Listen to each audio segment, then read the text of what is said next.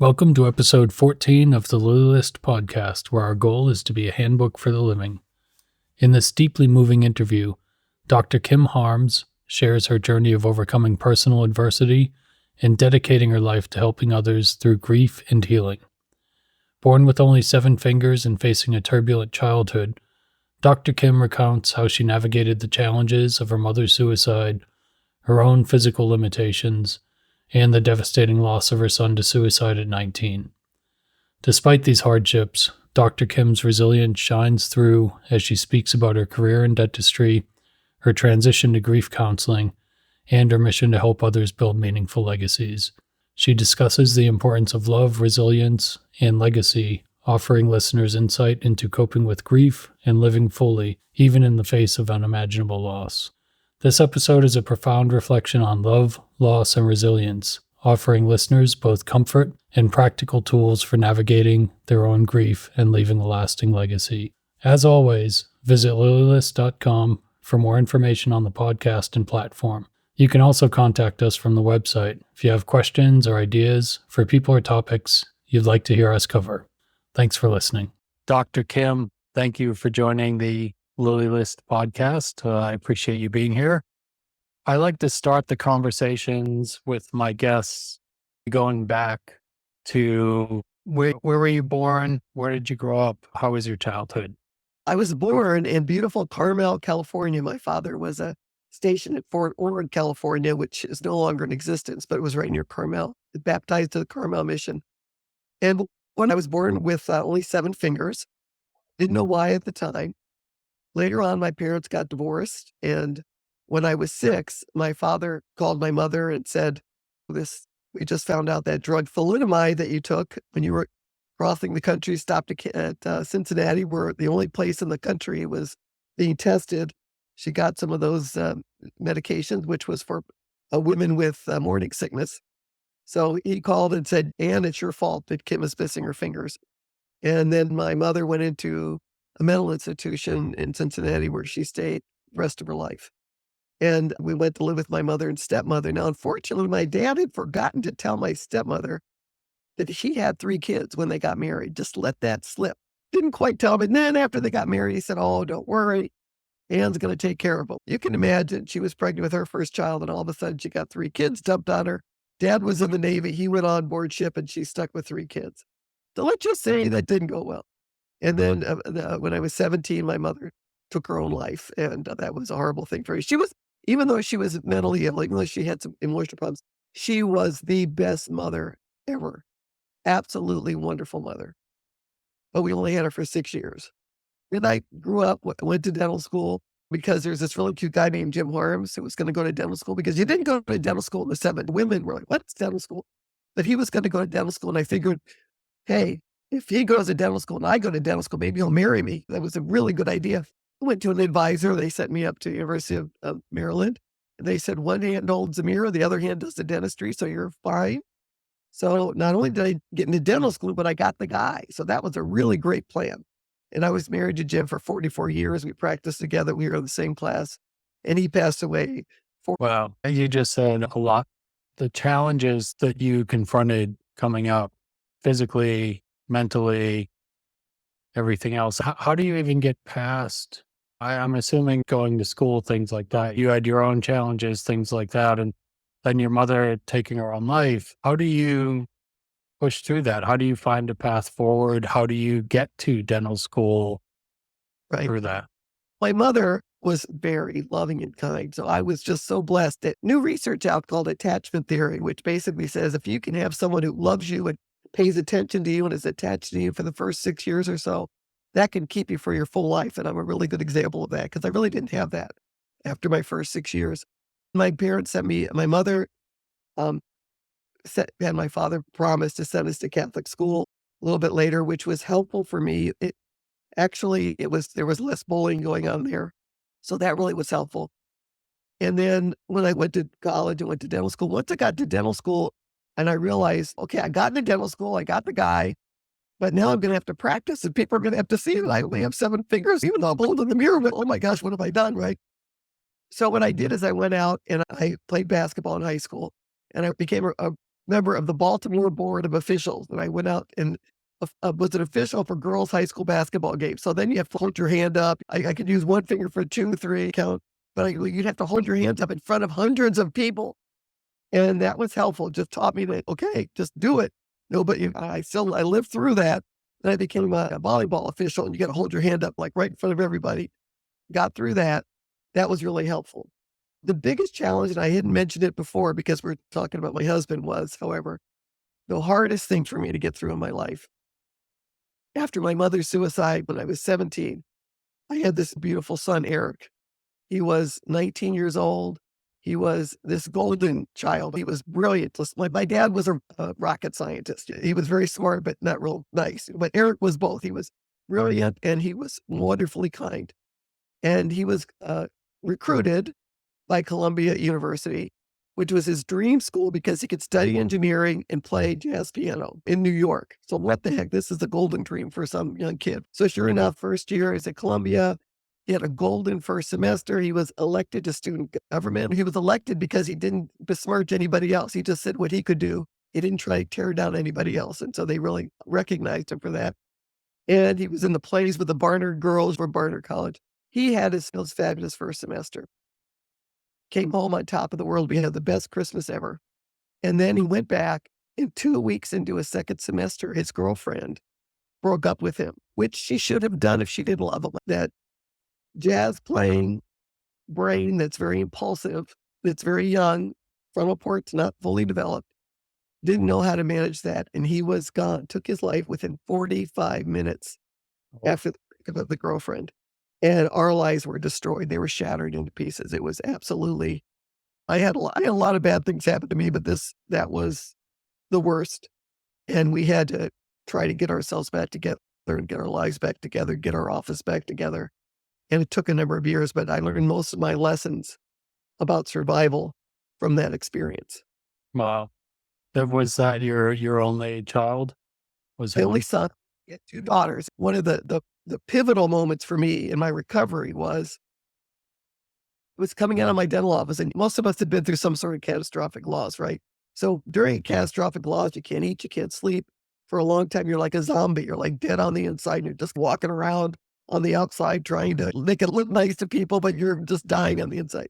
And I was in the zombie phase. I was coming out of my office, and my husband was having a very serious discussion with his cousin.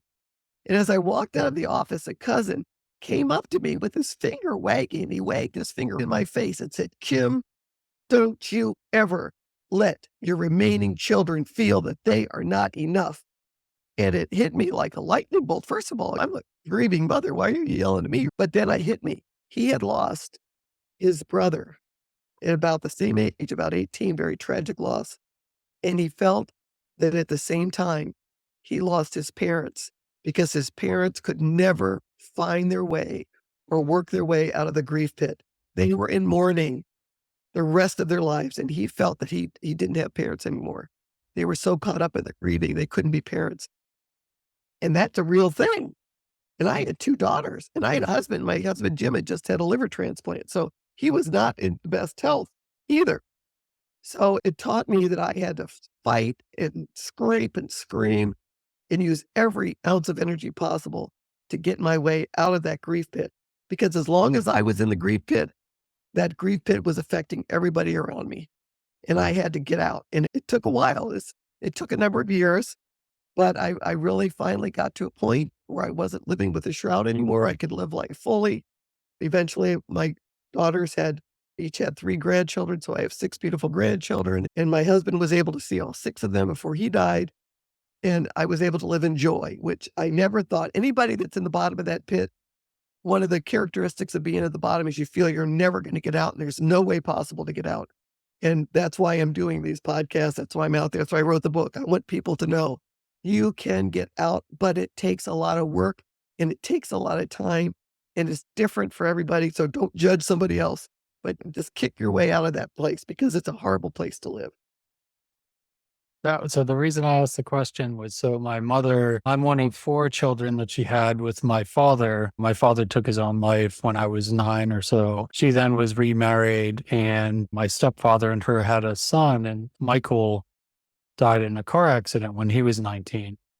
The first interviews I did for Lily List were with her because I felt like, how dare I ask people these questions if I'm not willing to confront them myself? And one of the things that she mentioned, and the reason I asked if you had other children, was it was when my father died, she had 4 kids, and it was the kids that kept her focused and kept her moving forward. When my youngest brother died, my mother was in that pit that you were talking about, way down dark there. It was my sister who had her first child and the grandkids that then brought her out. And my mother said that it was always the kids that kind of gave her hope. It was the kids that kind of turned things around. So, And our first grandson was named Eric. So when we talk about Eric, we talk about alive Eric and then Uncle Eric. Eric was uncle. We still talk about him. We keep yeah. him alive because he was a wonderful, he made a mistake. He wouldn't do it again, I know, but he was a wonderful son.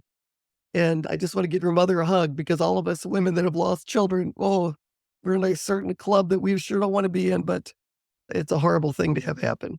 My hats off to you and your husband and your family for getting through that and moving forward. And generally at this point, I would ask, what were those big impact moments in your life that kind of drove you to where you are? But you've touched on so many of them already.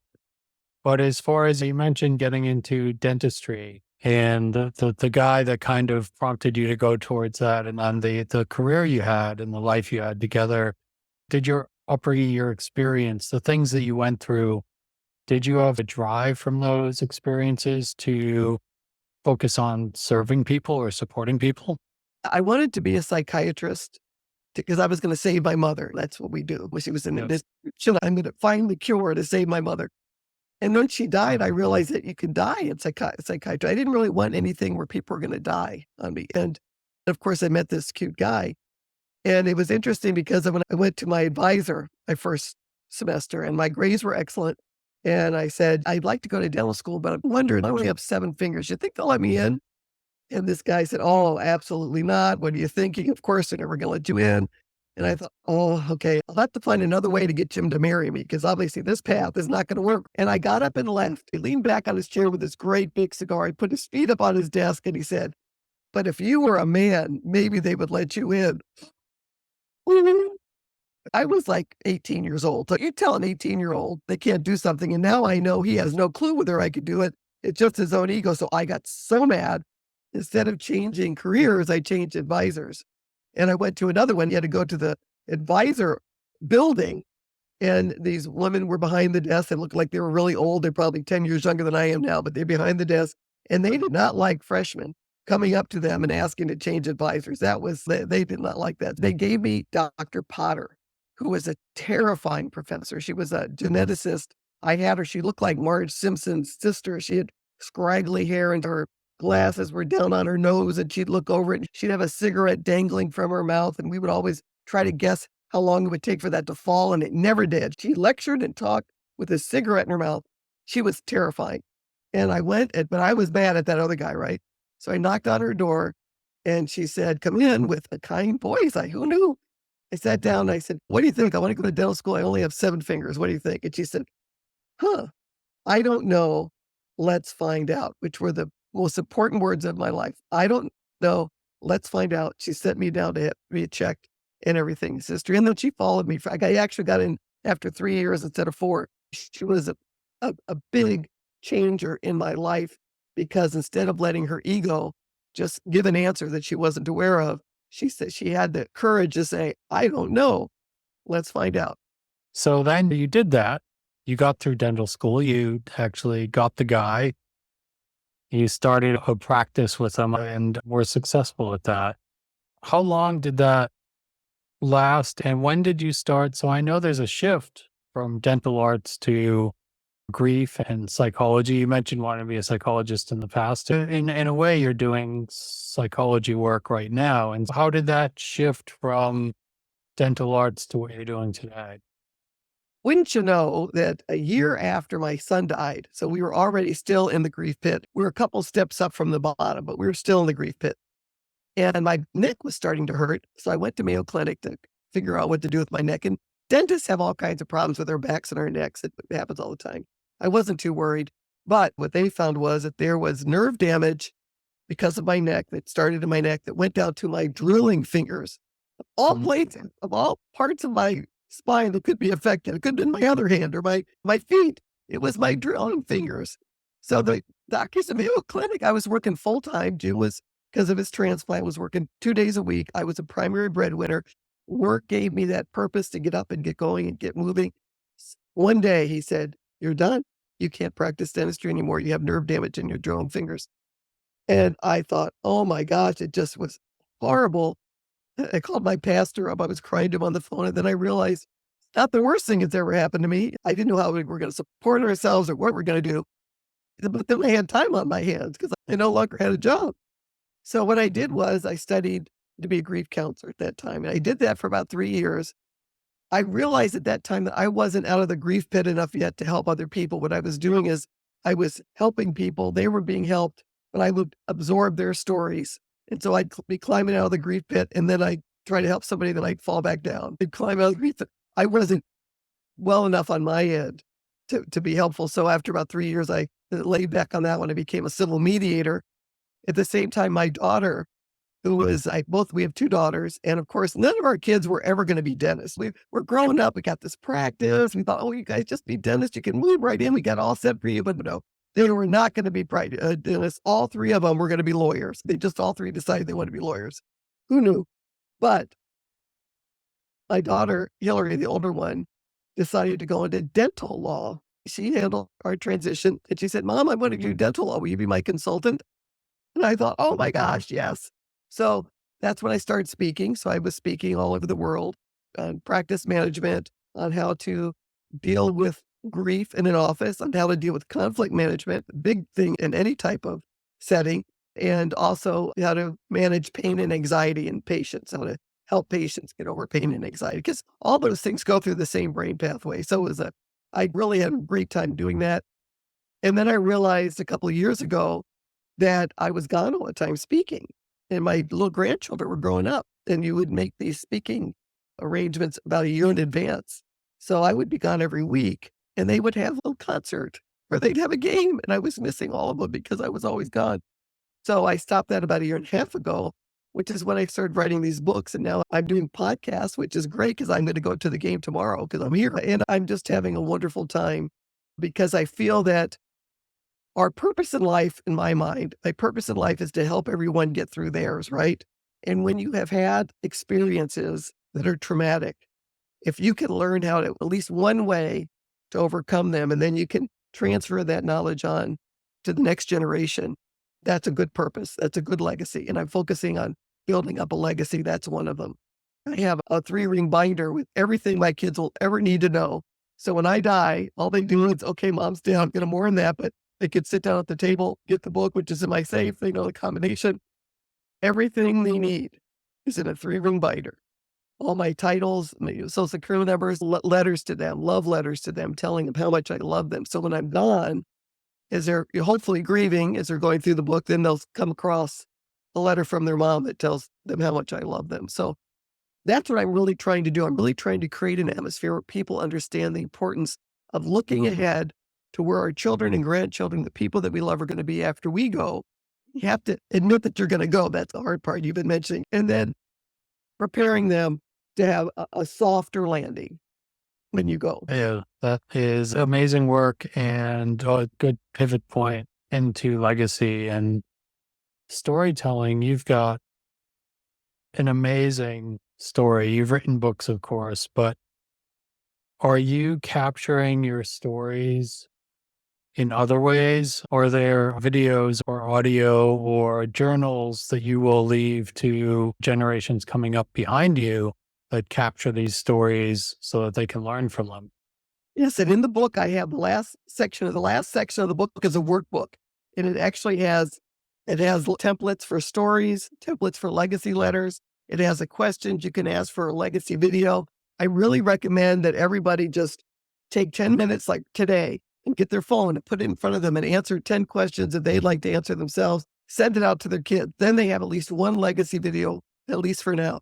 Then I recommend that children come in and sit down and interview their parents and ask questions that are important to them and videotape that. So they have that.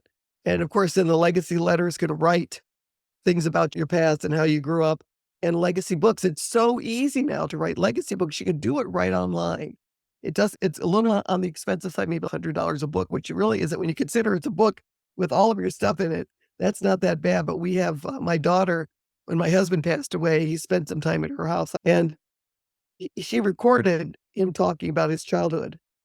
And then when he passed away, she just transcribed everything that he wrote into a book, and then she collected pictures from everybody. So we have this beautiful legacy book about Jim, from pictures from childhood, pictures later on. I also, my identity now is adventure grandma. I want to be an adventure grandma to my grandkids. I'm developing right now little books for each one of them with just me and that child, me and that child, me and that child. So one of the things I always tell people is legacy is so much more than just financial. We can all leave a legacy, whether we have money or not. And as you said, what's the top, if you had to leave to your children or your grandchildren, top 2 or 3 things you've learned in your life where you just say, hey, if you learn nothing else from me, here's 2 or 3 things that you need to pick up. I think love, that's what my mother taught me. The legacy of love, make sure they know they're loved. And I tell them all the time, I tell my kids all the time and my grandkids all the time that they're loved. I think the legacy of resilience, that life is tough. I have 2 12-year-old granddaughters, and they just tried out for the play in their school and they didn't get the top role and they were devastated. So I'm trying to come back and teach them, okay, you had a setback. So now you just go in and whatever role you do get, you go and you do it to your best ability, prove yourself with what role you're given and see what happens the next time. It doesn't guarantee anything, but prove yourself with the role you're given. So learn to be resilient. And then the last one I think is to laugh at yourself. You know, we human beings make a lot of mistakes. We are not perfect. And I think that between my husband and I, one of the wonderful things is we really could laugh at each other and ourselves all the time because we really screwed up. And when you get older, let me tell you, you screw up a lot more as you get older. He was a 12 of 14 children, and I have all of his brothers and sisters. They're all in their 80s and 90s now. And we just sit around and laugh at all the blunders that we make because we can't remember words. They get stuck in our head, and we try to play charades to finally get them out. And sometimes we have to look at our computer to find the word. Life is too short, and we have to be able to laugh at ourselves in a positive way. You don't want to, you're laughing at yourself in a positive way. You don't want to put yourself down. That's a whole different area. But be able to just say, oh, yeah, I screwed up and make it right. But don't take it personally because that shame and guilt and all those things are very destructive to our personalities and to our happiness and to our joy. I can say from personal experience, I'm aware of that. To this day, I still have a difficult time accepting myself in some ways for who I am. And so you become aware of them. That's the first part. And then you've got to work through them. But yeah, I generally go from here and ask about legal setups, where you are. But I can tell from chatting with you, you've got all of that set. So I'm not going to spend a lot of time there unless you tell me you don't. But it sounds like you've got it very well set. What I'm more curious about is it's funny to me as we've been talking, you're in the dental arts. And when I go to the dentist, they ask about brushing and flossing. And I always tell them, I'm not going to lie to you. You can see from what my teeth look like, what I've been doing. And I'm pretty honest, and that works pretty well for me. But I do see a parallel there between the ability to look at the reality, right? So seeing the outcomes of people not taking care of things. So whether that's in the dentistry field or grief and end of life, things of that nature, what are some things in your work post dentistry, like grief counseling or in your own life with your husband or people you've lost? What is it that you've seen that, just like teeth, people should be taking care of, but they're not?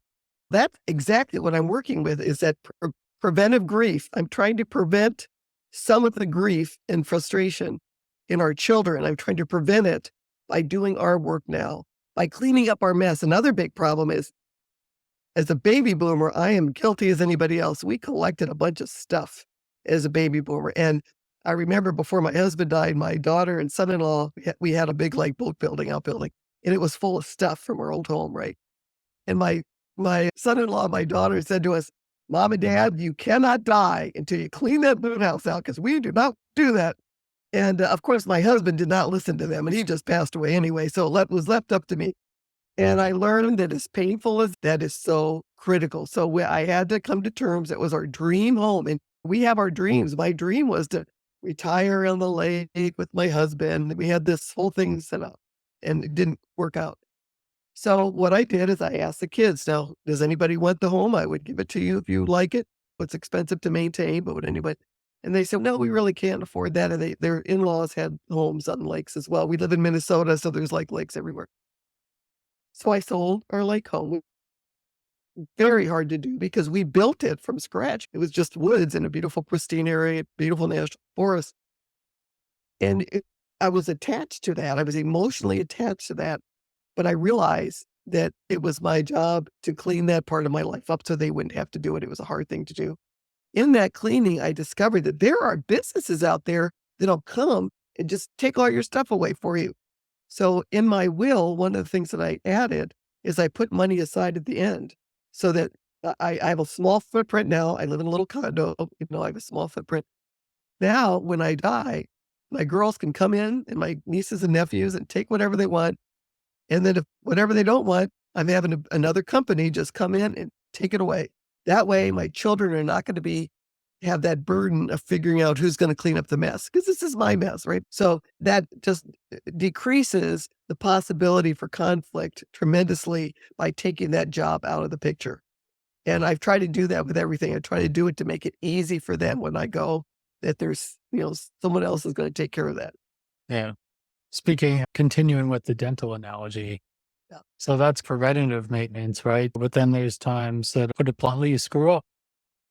And you know what? You need a filling or a crown, or maybe you need to get a tooth pulled and put something else in there in its place to support the rest of it that's around it. A story where that's been necessary. To mention cleaning things up preventively, but anything you've done where you feel like I had to saw that tooth off and put a crown on top of it to get it working. Yeah, like prevention is like the biggest one, but I have not had too many things in my life that I've had to redo or had to solve. One of the things that I have to say is when you talk about sewing something up and you're talking about getting something fixed, I think we need to fix relationships. I really have had good relationships in my life. I don't have anybody left that I don't have a good relationship with. But my husband had a brother that hadn't talked to him for about 20 years. And the day it would have been my son's 31st birthday, my husband was here and he had been on hospice for a little bit. I was taking care of him at home. And all of a sudden he stopped breathing. There was no pulse. I tried to give a little rescue breathing, nothing. No pulse, no heartbeat, no breathing. So I called the hospice nurse to come over. I called my daughters. I was on the phone with my daughter and we were crying together. 20 minutes had passed. And all of a sudden, he just went, like in the movies. Just take this big, like, it looks so fake in the movies, but that's exactly what he did. And I dropped the phone. It said he's alive. When I went in there, the nurse was right at the door at the same time. So she came in and she went in and took him. She got some rescuers and get him into the bed. And he woke up about another 5-10 minutes, but he was breathing. He stopped breathing for 20 and then he was still out for maybe another 10 minutes. And he woke up and he said, what am I doing in bed? I was just in the towel, but it was a very quick, easy death. It was just, he was there, then he wasn't. And we called everybody over because we didn't know he was close to death. We thought he had 6 months or so, right? We had everybody over from the family. They came over and a brother of his who hadn't talked to him for 20 years came to this party with videotape of when they were young. And they were showing videotape of them climbing Mount Whitney when he was 25 years old. It was fabulous. And the look on my husband's face that last day was priceless. He was so happy. He was laying in his bed. His whole family, the bed was full of people. The whole family was there. We had nurses, nieces that were nurses. They were pumping him up with the pillows. And he was just surrounded by family that loved him. We gave him a live funeral. We had people calling on Zoom from other states. And so we gave him a live funeral when he was there. The biggest thing was reconciling to fix. The thing to fix was a relationship.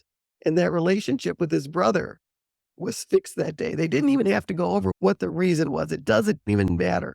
But they came together and they talked with each other. They loved each other. They hugged each other. And he was able to die with that piece of the relationship. And the brother was able to go home knowing that that relationship had been fixed. Thank you for sharing. At this point, I'm going to be honest, I could just sit here and talk with you all night, but I don't know if people want to listen to you when I talk all night. But tell me, I know you've written multiple books. What's the latest book? What's the driver? What are you trying to solve with it? Give me a bit of detail on that. My latest, written 2 Christian widows books that are devotional for widows, and they're pretty specific. But my latest book is Are You Ready? How to Build a Legacy to Die For. The first part of the book is about building legacy, and I talk about legacies. I work in Rwanda. I talk about some of my Rwandan friends. So many legacies: love, joy, laughter, peace, art, those types of things. The second part of the book is coming to terms with our death and dying, but in a fun way, if you can imagine, lighthearted. And then the last part of the book is a workbook that has everything you need to know before you go, and where I recommend, I have templates for writing legacy letters, legacy love letters. I have the list of all the stuff they need to know: your passwords, who your insurance agent is, all the numbers to your banking accounts, all of those things in one place. And I'm now developing a workbook online that you can get and then download it and print them all out and just stick them in your legacy binder. So you kind of have the legacy binder all there. And that's available on Amazon and Barnes and Noble. And the easy way to find it would be just to go to my website, which is Dr. Kim, DRKIM, burleyharms.com, drkimburleyharms.com. And there's a little click that'll link you right to the book. And you can also get on Barnes and Noble. Okay, Dr. Kim, I so much appreciate this. I did a bit of background before the call, but I did not know about your upbringing and your physical, I won't even call it a disability because it's obviously not slowed you down in life, but your physical differences and the amazing story that you've lived and the journey you have and the journey you're still living. And so I sincerely appreciate your time, your sharing, the work you're doing right now. And if there's any way I can support you going forward, please don't hesitate to reach out. Thank you. This has just been a real pleasure to talk to you today. Somebody who thinks alike. Thank you very much. You can't hang on to yourself. You don't have to try not to hang on to yourself. It can't be done, and that is salvation. The most important thing for anyone to realize is that you and every person you see will soon be dead.